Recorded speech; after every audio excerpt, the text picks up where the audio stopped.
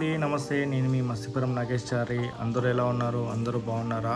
So ఈరోజైతే మా అబ్బాయిది స్కేటింగ్ స్కూటర్ అనేది ఇరిగిపోయిందండి. ముందుగా అయితే ఈ వీడియోని లైక్ చేయండి. దీన్ని ఎట్లా చేసాం ఏందనేది మొత్తం ఈ వీడియోలో ఎక్స్ప్లెయిన్ చేస్తాను. ఇంకోటి, మీరు ఇచ్చే లైక్స్ కానీ మీరు ఇచ్చే కమెంట్స్ కానీ నాకు నెక్స్ట్ వీడియోస్ చేయడానికి కోసం అనేది కొంచెం ఎంకరేజ్మెంట్గా ఉంటుంది. సో మీరు దయచేసి ఈ వీడియోని లైక్ చేస్తారని చెప్పి అనుకుంటున్నాను. సో ఈ వీడియోలోకి వెళ్ళిపోదాము. ఇదంతా ఎలా చేశాను ఏందనేది కొంచెం ఈ వీడియోలో మొత్తం క్లియర్గా ఎక్స్ప్లెయిన్ చేస్తాను. మొత్తం వీడియో మొత్తం ఎండ్ వరకు చూడండి. మీకు ఇటువంటి ప్రాబ్లం ఏమైనా ఉన్నా కూడా మీరు కమెంట్ చేయండి. నేను అందులో అంటే మీరు ఏదైతే ప్రోడక్ట్ గురించి మీరు కమెంట్ చేస్తారో దానికి ఎటువంటి సొల్యూషన్ అయితే బాగుంటుంది అనేది నేను దాని కమెంట్లో మీకు రెస్పాండ్ అవుతాను.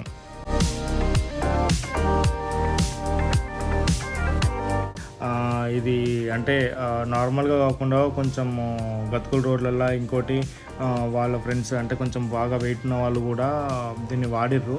అంటే దీని మ్యాక్సిమం వెయిట్ వచ్చేసి 50 kgs, కానీ పిల్లలు అంటేనేమో ఒక 25-30 kgs వరకు ఉన్నారు.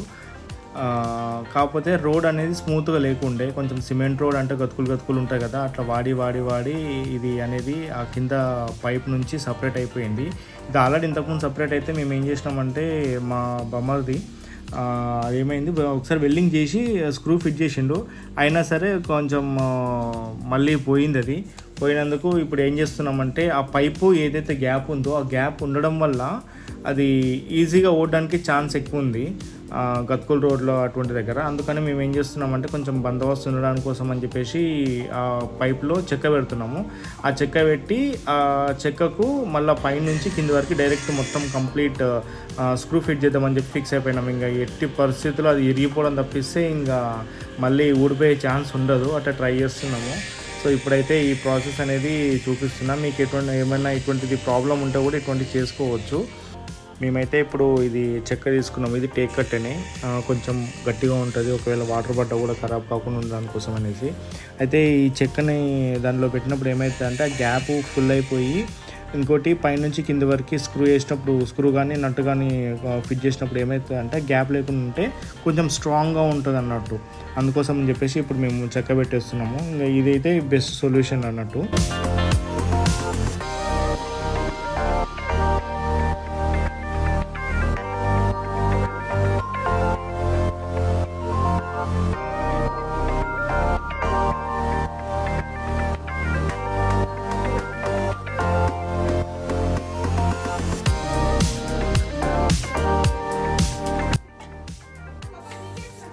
అయితే ఇక్కడ ఇప్పుడు ఏం చేస్తున్నామంటే ఇంతకుముందు అది బ్రేక్ అయినప్పుడు దానికి టాకాలు ఇచ్చినాము, అంటే వెల్డింగ్ టాకాలు.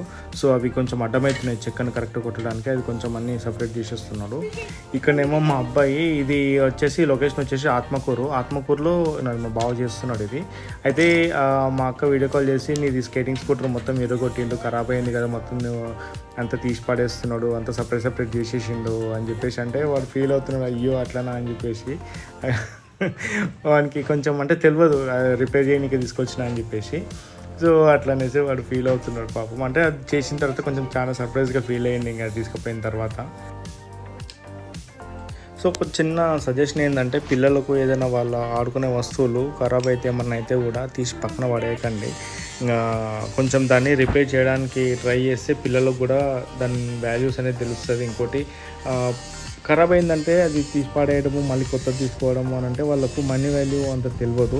సో అందుకోసమనే వాళ్ళు కొంచెం రెస్పాన్సిబుల్గా ఉండాలి, కొంచెం మనీ వాల్యూ తెలియాలి అని అంటే బెటర్. ఏమైనా వాళ్ళ వస్తువులు ఏమైనా ఖరాబ్ అయినా సరే, చిన్నవి ఏవైనా సరే ఖరాబ్ అయినప్పుడు దాన్ని కొంచెం మళ్ళీ రిపేర్ చేయడానికి ట్రై చేస్తే వాళ్ళకు కూడా కొంచెం దాని వాల్యూ అనేది తెలుస్తుంది అన్నట్టు. అంటే చాలా వరకు ఇది ఒకసారి ఖరాబ్ అయిందంటే తీసి పక్కన పడేస్తారు కదా. ఇంకా ప్రోడక్ట్ మనం కొన్న తర్వాత అది ఇరిగిపోయింది అని అంటే, ఇరిగిపోవడం అంటే ఏదైనా ఖరాబ్ అయితే చేపించుకుంటేనే బాగుంటుంది. ఎందుకంటే పిల్లలకు కూడా దాని విలువ అనేది తెలుస్తుంది. తీసి పక్కన పడేస్తే అది వాళ్ళు మళ్ళీ కొత్తగా కొనాలి అని ఆలోచిస్తారు.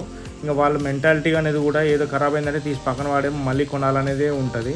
సో దానికంటే బెటర్ రిపేర్ చేసి ఎట్లుంటారంటే వాళ్ళు కూడా కొంచెము రెస్పాన్సిబుల్గా ఉంటారు. అంటే ఇది ఖరాబ్ అయితే మళ్ళీ కొనరు, మా నాన్న కొనడు, సో దీన్ని ఖరాబ్ కాకుండా పెట్టుకోవాలి అని చెప్పేసి కొంచెం భయం కూడా ఉంటుంది వాళ్ళకన్నా.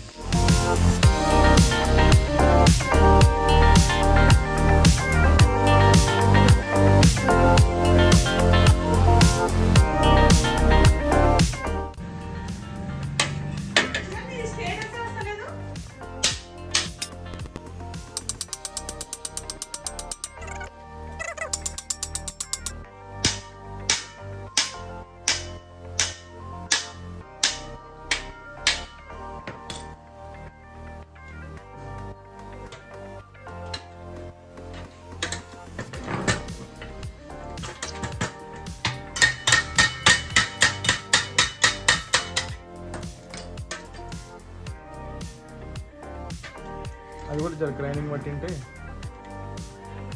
వీలైతే ఆ పేపర్ అది ఏమంటారు కట్ చేసేసేయాలి దాన్ని కొంచెం ఈడ.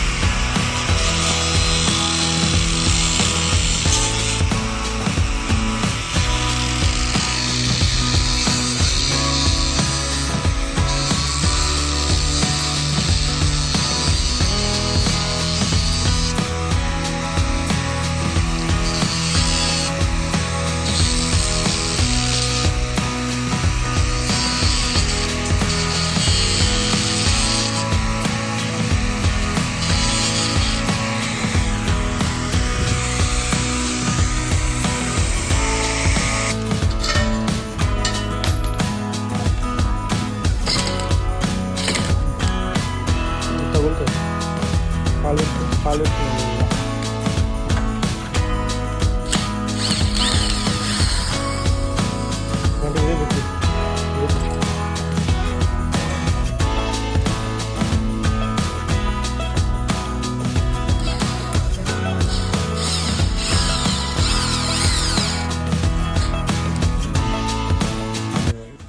ఫైనల్లీ ఇదైతే అయిపోయింది. చెక్క కొట్టడం అయిపోయింది, స్క్రూ తిప్పడం కూడా అయిపోయింది.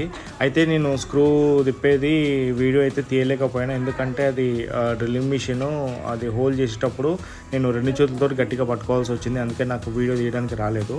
సో మొత్తం కిందికి మెయిన్కి ఆర్పార్ అంటారు దాన్ని. ఆర్పార్ అంటే కిందికి మెయిన్కి మొత్తం స్క్రూ తిప్పడం అన్నట్టు.